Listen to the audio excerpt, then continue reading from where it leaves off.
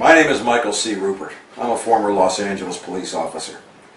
Just 2 days ago, I was asked by David DeGraw, one of the original organizers of Occupy Wall Street, who was still on the scene in Manhattan, to make a video speaking to all police officers in every city and country in the world who had been ordered to suppress, harass, and brutalize our peaceful, unarmed protests. We were in shock over what we'd just seen coming out of Melbourne. Police attacks on the Occupy Together movement are intensifying all over the world. I don't know how I could possibly phrase it or say it better than Marine Corps Sergeant Shamar Thomas did in Times Square last week. I want all of you police officers out there to know that Shamar Thomas is not a fluke and he is not an aberration. He is part of a warrior class worldwide of men and women who have gone into harm's way and honorably acquitted themselves in battle while carrying the weight of the knowledge that they fought in unjust wars, wars which have inflicted great suffering on innocent civilians. There are many more Shamar Thomases out there than you could possibly know. I've been to Iraq 14 months for my people. You come over here and hurt them. They don't have guns. They don't have guns. How do you sleep at night? There is no honor in this. There is no honor in this. This is America. Why are y'all treating people like this? Why are y'all gearing up like this is war? This is not war. Let's go, folks. We can. This is not war. Throughout the confrontation, which showed the NYPD backing down in impotent paralysis, it was plainly evident that several NYPD officers approached to check Sergeant Thomas's decorations. Those decorations were earned and awarded based upon undeniable service in the face of lethal danger in combat. Those ribbons authenticated Sergeant Thomas's right and authority to address the NYPD as a warrior, with a warrior's honor and, most importantly, with a warrior's power. Just as Sergeant Thomas's ribbons were his authenticators of having both the right and the authority to speak to the NYPD as a warrior, I will now show you, all police officers in the world, my authenticators, so that all of you may know that I have the right to speak to you with that same authority. I served with the Los Angeles Police Department for approximately 8.5 years. 2.5 of those were as a college intern. I went through the LAPD Academy after graduating from UCLA in 1973 and was valedictorian for 3 classes of graduating recruits.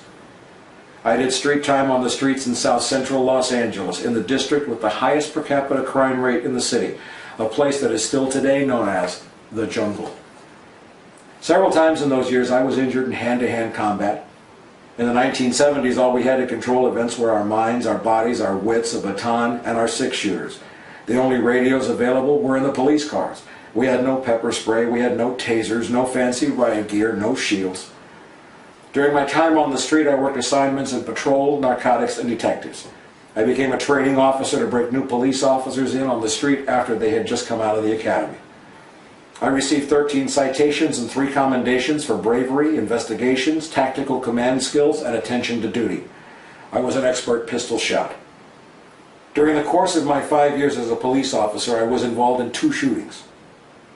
One of those was in direct response to someone trying to take my life. The other was when a drug dealer turned 2 attack dogs loose on my partner.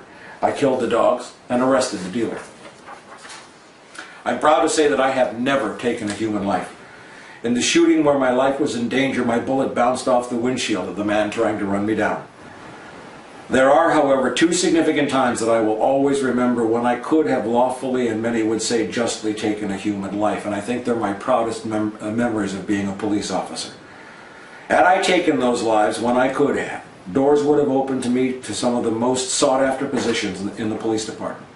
Every cop knows it's a badge of honor to have taken a life in a quote-unquote good shooting. And I think that almost every young cop craves the opportunity to be tested and found true. It is a warrior's natural and healthy instinct and desire to be tested and found worthy. In one case, in a response to an armed robbery alarm at a closed supermarket, I observed a man crouched with a gun inside the front window of the darkened store. Only about 3 feet and a sheet of plate glass separated me from the man as he crouched behind the dog food and the charcoal briquettes along the front window. He did not respond to my commands to stand up or to drop the weapon. He could hear me yelling at him, "Drop the gun," but he did not comply. He stood up and turned towards me with the gun in his hand. It turns out he was the store manager, slightly intoxicated, who thought he heard a noise, so he triggered the alarm.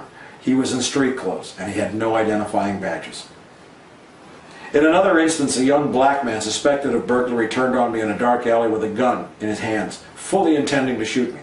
I caught his hand from behind as he turned, and I bear hugged it right back into his belly. I had the strength to hold his arms immobile, and my partner and I disarmed him, and we arrested him. He was 18 years old. Why didn't I shoot? Because I didn't have to. This is one of the most basic codes of honor any true warrior observes. You don't use force unless you have to, and then you use only what is necessary to control the situation, and then you stop. That is the honor of a true warrior. And this honor brings with it the power that Shamar Thomas had to shut down 30 aggressive, looking-for-a-fight NYPD cops. It is that honor which gave me the power to shut down a CIA director at a public hearing in 1996 and cause the crowd to erupt in cheers. I will tell you, Director Deutsch, as a former Los Angeles police narcotics detective, that the agency has dealt drugs throughout this country for a long time. It is that honor which gave me the power to hold your attention in the 2009 documentary from Blue Mark Films called Collapse. We live in an infinite growth paradigm, which requires growth forever. It's not that Bernie Madoff was a pyramid scheme or Stanford was a pyramid scheme. The whole economy is a pyramid scheme. The whole global economy cannot be sustained. It requires infinite growth. But infinite growth collides with finite energy. There are some more real warriors I would like to introduce you to before I deliver a message to every police officer in the world who is being trained, conditioned, and encouraged to crush the Occupy Together movement. A warrior's strength originates with his or her honor. Not every warrior with great honor has suffered in battle, for battle is always the real warrior's last resort. In some ways, it is also a measure of his failure rather than his success. Take, for example, S. Brian Wilson. Brian was an anti-nuclear protester who laid down across railroad tracks to prevent a shipment of nuclear weapons from going out. He was run over by a slow-moving train which refused to stop, knew he was there, and both of his legs were amputated. I spent several hours with Brian at an anti-war rally in San Francisco in 2003. Or take the case of Dennis Morisseau, the first American military officer to refuse to be deployed to Vietnam in an illegal and unjust war. Denny stood his ground and defeated the U.S. government, which was trying to sentence him to federal prison for refusing to fight in an illegal war. Over the years, I've met dozens of warriors like this, and I could, if I wanted, provide you with many hours of stories about acts of courage, honor, and heroism that have left me feeling woefully inadequate by comparison over the years.